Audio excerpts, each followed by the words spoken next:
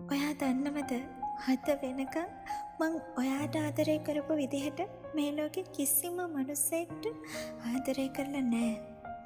කවුරු හරි නිසා මට රිදුනා නම් මන් නිසා 100,000 වතාවක් ඒ මනුස්සයාට රිදෙන්න ඉඩ ඇරෙන මං ඒ මිනිස්සුන්ගේ ජීවිතවලින් සතහටම අයින් වෙනවා. ඒ බැඳීම කොච්චර හයි එකක් වුණත් මං ඒ තීරණය ගන්න දෙපාරක් හිතන්නේ නෑ. ඒත් ඔයා ළඟදී ඒ කිසිම දෙයක් ඒ විදිහට වුණේ නෑ. මට රිදෙන බව දැනම ඔයා මට වැරදි කරද්දී මං ඒ හැම දේම හරි පරිස්සමට දරාගත්තා.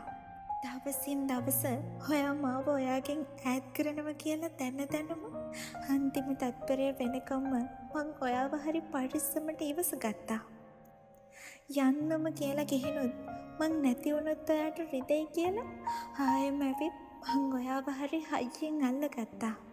ඔයාගේ ආදරේ ළඟ මගේ ආදරේ හැල්ලු වෙන බව දැනම කවදම හරි දවසක ඔයා මගේ ආදරේ තේරුම් ගනී කියලා මං හැමදාකම බලාගෙන හිටියා.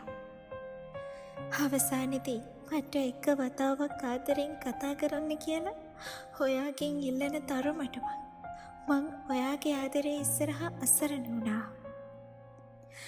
ඒත් මං කරන කැපකිරීම ඔයාට දැනෙන්නෙවත් නැති වෙද්දි රිදෙන බව දැනම ඔයා ආයෙම මාව රිද්දද්දි මං නැති ජීවිතය ඇතුලේ තමයි ඔයාගේ නිදහස සතුට තියෙන්නේ කියලා ඔයාම මට කියද්දි තවත් අල්ලගෙන ඉඳලා තේරුමක් නැහැ කියලා මං තේරුම් ගත්තා.